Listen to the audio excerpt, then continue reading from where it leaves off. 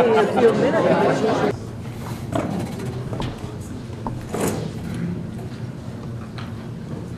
we'll begin with Nancy McArthur.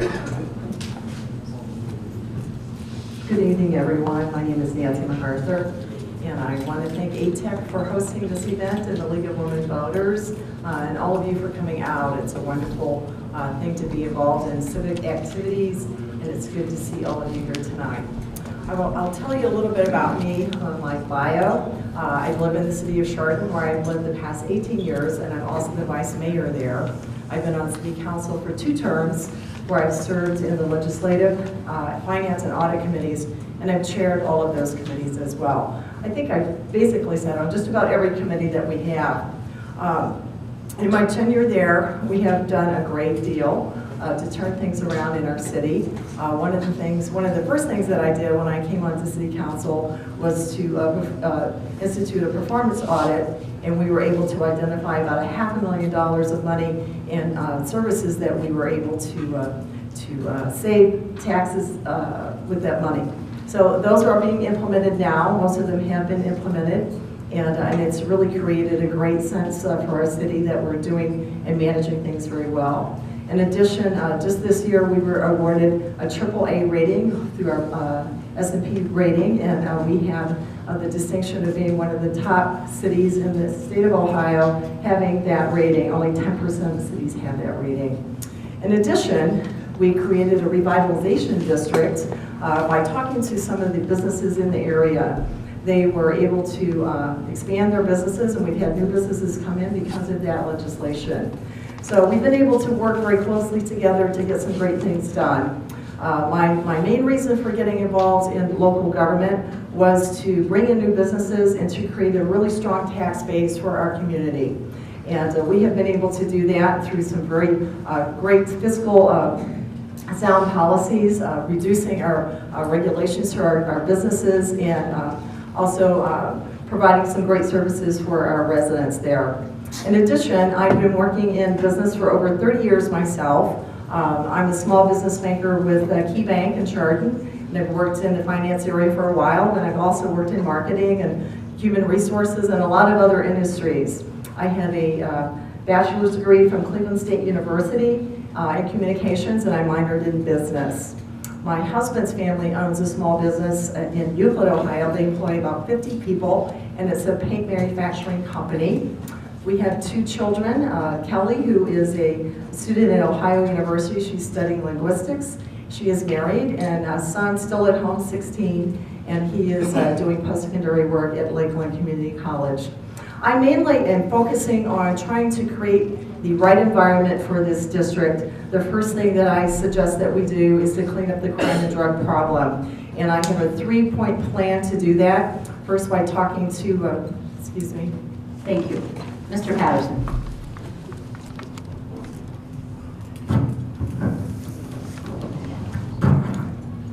Sorry about that. Thank you. I'm John Patterson, and I've served as your state representative for the last 2 years. And I was born in the district. I was raised in the district. In fact, the two women in my life are here. My wife of 31 years and my mother of 58 years, so you can do the math on that one. I married in the district. We raised our family here and retired from here. Just a little bit of what a smidgen of what I've been working on in the last 2 years. I believe that in addition to supporting the businesses we already have, that we have to sustain and encourage that which cannot be outsourced. And that would be tourism industry, in viticulture in particular, and our agricultural industry. Those cannot leave this district. And I think it's important that we develop that, because we all know how many businesses and industries have left. So what have I done in the last 2 years to help that? Briefly, in the Conneaut area, was able to work diligently to restore staffing at the Travel Information Center to draw tourists into Conneaut, and that's critically important to their economy. In Ashtabula, I worked with various partners to get the Ashtabula River dredged so that we can bring in more outside dollars in the river, because every boat that is launched, brings in $72 of local revenue, critically important. In Geneva area, the Geneva on the lake, the corridor there this summer that was, and some of you tried to drive that perhaps, Lake Road that was reconstructed. I worked diligently with ODOT to make sure that there weren't transportation snafus, because tourism is so important to Geneva on the lake, and we worked on that throughout the spring. In Geauga County, it's important to get the maple syrup bill passed so that we can have awareness of that industry. According to the maple producers, 80% of the raw sap that we produce is shipped out of the district. It actually goes to Vermont and it comes back and we buy it. I'd like to close those loopholes. Now recently, and another two things real quick. I founded the Education Funding Caucus amongst my colleagues. There's 21 members, 11 Democrats, 10 Republicans. We're having those difficult discussions about education funding, and the discussions have to come first before real legislation can follow. And secondly, recently the CAUV issue has bubbled up. I'm leading a task force to study that issue. We met for the third time just yesterday. If any of you are interested, we're going to be meeting again November 10th at 9 o'clock at the OSU Extension. This is critically important because it affects our agricultural industry terribly. Some of those individuals are going to see their taxes raised 300%. So there has to be some overall tax. We have to address the tax issue in the state of Ohio. Thank you. Thank you. How would you address the issue of the water quality and algae blooms in Lake Erie? Ms. McArthur. How would I address it? Yeah, it was a problem this past year over in Toledo. You know, it's a problem that unfortunately should have been, you know, there should have been a little more foresight, I think, in some of the pollution that was causing that. You know, I don't know that it's totally preventable. I think that there are some things that could have been done to prevent it, and we need to learn from that experience and make sure that it doesn't continue to occur. I don't think it's a crisis, and I think that we need to keep a watch on our water and our clean water and do what we can to prevent that from happening in the future. Mr. Patterson. Thank you. I don't know if you're aware of this, but I am a member of the Great Lakes Caucus, which involves not only legislators from the United States, but from Canada. Also, I'm a member of the Lake Erie Caucus. Very much concerned about water quality because it is an issue here. I'm a co-sponsor of a bill that would force our Ohio EPA to develop standards for microsite testing. Prior to August 14th, there was no such standard at all. And the water folks out in the Western Basin were using standards set forth by World Health Organization. We hadn't in Ohio, so I want to get that established first so we know what we're dealing with. Also, as a member of Ag Committee, we were able to pass SB 150, which begins to address the issue of agricultural runoff, and there were some problems. But my friends, the issue is deeper than that. There are municipal sewer systems that commingle stormwater drainage and sewer drainage, and when we have epic rains, those are commingled, and we have to fix the infrastructure. Thank you. There's a movement on the horizon to integrate the adults and children now being served by the Board of Developmental Disabilities into public schools and the mainstream workforce. If such a proposal were to become law, it would bring the closure of Happy Hearts School and Ashcraft Industries. What is your position on this issue? Mr. Patterson. Thank you, and I am aware of that issue, and I've been out to Happy Hearts recently, and we are working to schedule a phone interview with the officials, a phone conference with officials from the state of Ohio to get to the bottom of that issue. And I know there's petitions circulating concerning that to various state officials. I'm very concerned about that because I've supported Happy Hearts in this way. Those are special kids, and they come from special homes, and they need special opportunities. I've toured Happy Hearts, and some of the students I've known by being a resident here. They're so proud of what they do. We have to continue to afford them that opportunity because it brings worth to their life. All of us are looking for worth in our life, and I support what they've done out there for all these many years, and I'll continue to fight for them.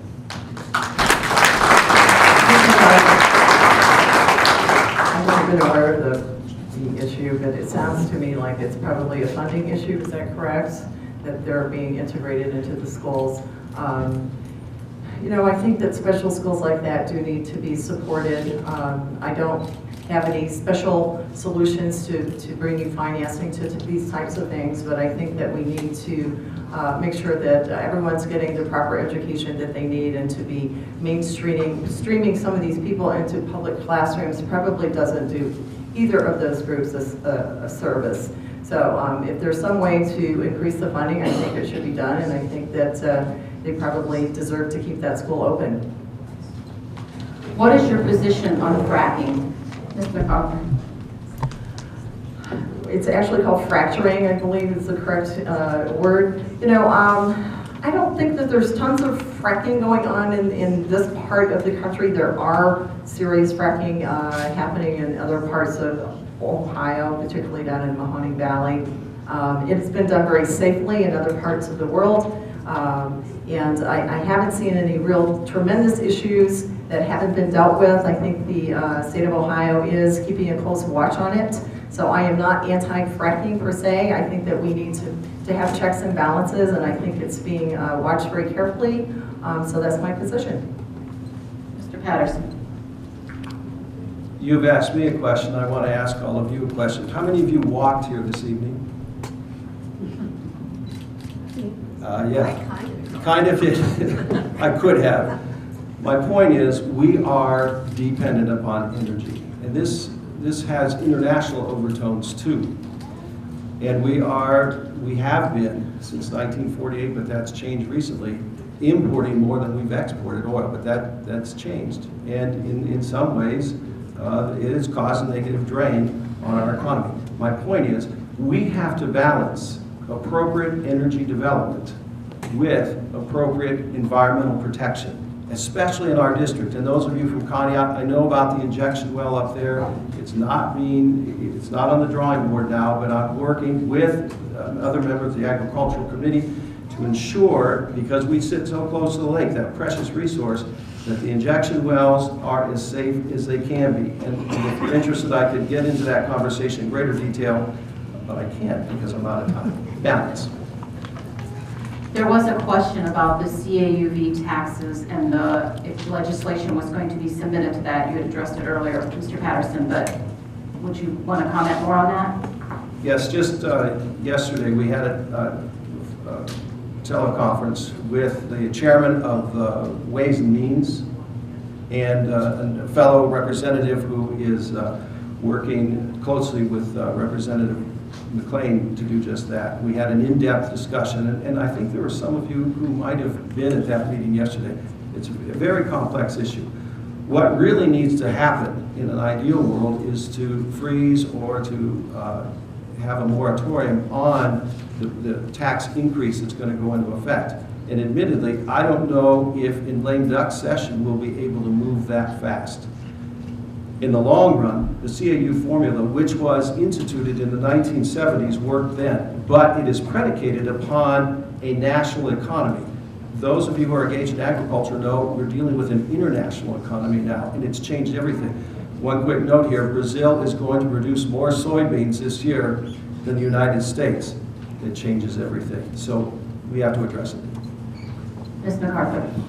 Yeah, you know, I found out about this right before one of our county fairs. Someone approached me from Ashtabula County, and it's come up in many conversations with farmers that I've spoken with. I think it is a very egregious increase in taxes. You know, if I'm elected, I'm going to go down there and try to stop it from happening at the levels that it is. It's not affordable. It's going to put people out of business, and it doesn't make sense. So I would be in favor of stopping it, freezing it, reducing it, all of the above. Thank you. What would you say are the 3 most important books you have read to develop your legislative or legal bent? Ms. McArthur. books that I've read to develop my legislative or legal bent. Wow. Read a lot of the ORC. I don't know if that's, technically it is a published book. I would say the Constitution of the United States, studied it well, and the Constitution of the state of Ohio. Mr. Patterson. That's an interesting question. I've read a lot of books, and I'm trying to zero in on a few that have made a difference. One is The 7 Essential Ingredients of a Successful Person. Stephen Covey wrote it a few years ago. It's about building team, and I think that's critically important. But in addition to that, Doris Kearns Goodwin is a favorite author of mine, and so is David McCulloch. Historians who have brought to life. In fact, I met Doris Kearns Goodwin this summer, and she spends time with her dead men. Theodore Roosevelt, Franklin Roosevelt. How many of you saw the Ken Burns special? Fascinating stuff. My point is, I'm reading 2 books on Theodore Roosevelt now, one by her, one by Edmund Morris, and there's a lot that we can take from literature and trying to apply to our current times things that have done in the past. Thank you. Thank you. Candidates for state representative, 99th District, Mr. McArthur. Thank you. And we'll begin with Marianne Sezon. Good evening. My name's Marianne Sezon. I'm running for Common Pleas Judge. I'm the current Common Pleas Court Magistrate and Court Administrator. Can everyone hear me? Okay. I need to be louder. I've been a practicing attorney for over 15 years. I graduated from John Carroll with my bachelor's and my master's in education. I got my law degree from the Akron School of Law. A long time ago, I graduated from Geneva High School. I'm also a Leadership Ashtabula County graduate. I have over 100 hours of judicial college credit and hundreds of hours of continuing legal education credit. I've worked my way up at the Court of Common Pleas for over 16 years. I have an understanding of the legal and administrative practices and procedures at the very court where I'm seeking to become judge. I review cases from the neutral court perspective, not as an advocate, but being fair and impartial. I've assisted the Common Pleas Court in making over 4,000 rulings on all dockets of the very court where I seek to become judge: civil, criminal, administrative, and domestic. My experience is well-rounded. I manage a $2 million Common Pleas budget, and I supervise 35 Common Pleas employees, again, at the very court where I seek to become judge. Qualities that I take pride in are hard work and strong work ethic, positive attitude, and real-world experience. I learned these qualities from working at my family's business, Eddie's Grill at Geneva on the Lake, right here in Ashtabula County. My father's had it for 65 years. I'm proud of that experience, and it's truly made me who I am. I'm committed to Ashtabula County. As a lifelong resident of this county, I've served on over a dozen community boards and organizations, receiving awards for my community service from the Ashtabula Chamber of Commerce, the Young Professionals of Ashtabula County, the Ashtabula County Bar Association, and the Ohio State Bar Foundation. The boards that I've been involved in include past president of the Mental Health and Recovery Services Board, the Ashtabula County District Library Board of Trustees, the Kent State University Ashtabula Advisory Council, Leadership Ashtabula County Board of Directors. Based on the over 16 years of legal and administrative experience right at the very court that I'm running for judge at, my strong work ethic, both in the public and private sectors, and my community commitment, I'd appreciate your support. Thank you. Thank you.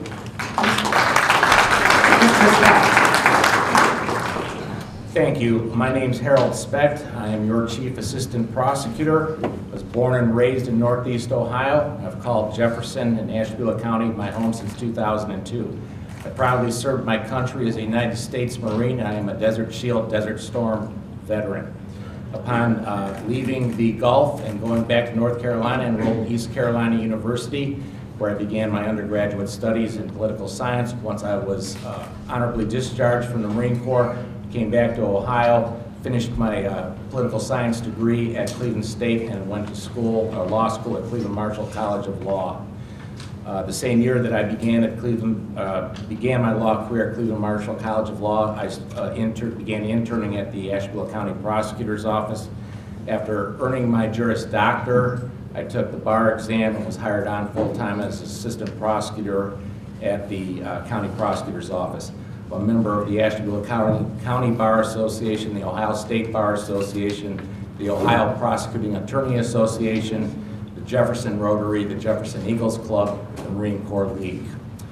While I was still in law school, I was fortunate enough to earn my legal intern license, where I was able to practice law while working for the prosecutor's office on a limited basis, where I gained valuable trial and courtroom experience in the courtroom before I even graduated from law school. And by the time I graduated from law school, I'd already had more courtroom experience than the average 4th or 5th year attorney. Once I was sworn in as an attorney in Ohio, I started my career at the prosecutor's office, practicing law in Western, Eastern, and juvenile court, and sometimes the felony division. Around 2002, I left the misdemeanor division and began my career in the felony division, trying low-level felonies and sometimes sitting second chair on higher level of felonies with more experienced attorneys. In 2008, I was honored to be named the Chief Assistant Prosecutor at the County Prosecutor's Office. Since that time, I have tried, the last 5 years, I've tried 6 major murder trials in front of a jury, getting positive results. I've also tried a variety of high-profile cases, including kidnapping, rape, burglary, robbery, felony, assault, aggravated vehicular homicide, organized crime, and domestic violence, and crimes against the elderly and the very young, just to name a few. As the chief, I supervise a staff of assistant prosecutors as well as a support staff. I analyze, prepare, and assign approximately 700 cases a year, and since I've become a chief assistant prosecutor, that's about 4,200 cases. I regularly present cases to the grand jury. I serve as the county prosecutor in his absence, and I'm the liaison to the other 87 county prosecutors' offices, as well as the FBI and DEA. Thank you. Thank you.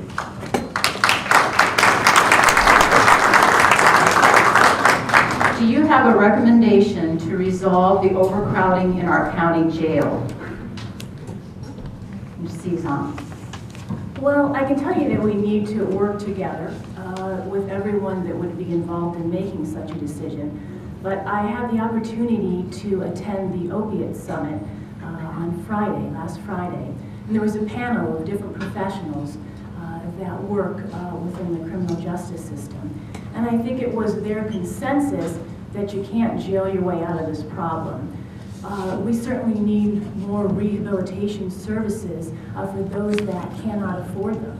And that's something that I would also look into, whether it's drug addiction, mental health, those types of services. Thank you. Mr. Specht. Actually, I think quite the opposite. I think we can't rehabilitate ourselves out of this problem we have in this county. We have a huge crime problem, and it's fueled by drugs. And we have many, many programs to help those who want to help themselves out of their drug addiction, and there's plenty of opportunity. Do I want to jail everybody? No. Do we need more jail space? Yes. When they're in the jail, they're not offended. We can help those, again, we can help those who want to help themselves by reaching out and rehabilitating themselves and kind of picking themselves up and dusting themselves off and helping themselves out. Do you believe that prior judicial experience is critical for the position of common pleas judge? Mr. Specht. Well, from my position, prior judicial experience, I don't have prior judicial experience, but what is key here is experience, and that's experience in the courtroom. As I said in my opening statement, I have over 15 years of courtroom experience. I've tried every serious felony case in this county since 2008, and some even before then. I started out in Eastern and Western County Court trying misdemeanor cases before I was even a licensed attorney in the state of Ohio with the help of another licensed attorney. Courtroom experience, I'm a battle-tested, hard-nosed major felony trial attorney, and that's what you need to be a common pleas court judge in this county. Ms. Sezon. Yes, my experience is right at the very court where I seek to become judge. I've been reviewing cases, drafting opinions, working as a magistrate, and doing all of that from the neutral court perspective. And what we do is we take a look at both sides. We review the facts and we apply the law. We're not advocates, and my experience is working on the side of the court, not as an advocate. I'm not pro either side. I worked and assisted the court in making decisions and rulings in over 4,000 cases on all dockets that we have at the Common Pleas Court. So my experience is also well-rounded. But I do think that my train of thinking is in the neutral court perspective, which is what you would be doing as a judge. Thank you. How many cases have you tried in court? As I explained, my experience is within the court. So I've reviewed cases from beginning to end, from the initial filing of a complaint to a jury trial. But I've done that from the court side, and I've done that on all types of cases. And it's very interesting that we have only about 2.5% of the cases that are filed within the Court of Common Pleas that actually go to jury trial. And there's actually a new report that was put out, and it covers courts across the state of Ohio, and that number is decreasing, but is about 2.5% to 3% is the highest amount of jury trials that we have at our Common Pleas Court. And also, if you look at the statistics, Common Pleas Courts across Ohio. So it's certainly not like you see on TV. Most of the work is done on a desk like this, reviewing pleadings, drafting opinions. So that's my experience. Thank you. Mr. Specht. I can't give you a number of how many jury trials I've actually had, but like I said, since 2008, I've tried 6 major murder trials to a jury, to a verdict. The last one being on May 25th, or the last week of May. Prior to that, I've tried many felony cases. I've also been involved in the charging, the arraignments, the pre-trials, the suppression hearings, the expungement hearings, the grand jury presentations, everything you can think of from the charge to the jury trial and everything in between. That's my experience. I've been in the courtroom, and by the way, all of these trials and courtroom experience have taken place not only in front of the bench where I seek to become judge, but also in the other 2 Common Pleas Court judges or courtrooms, as well as Eastern, Western, and Juvenile Court. Thank you. Thank you, candidates for Common Pleas Court.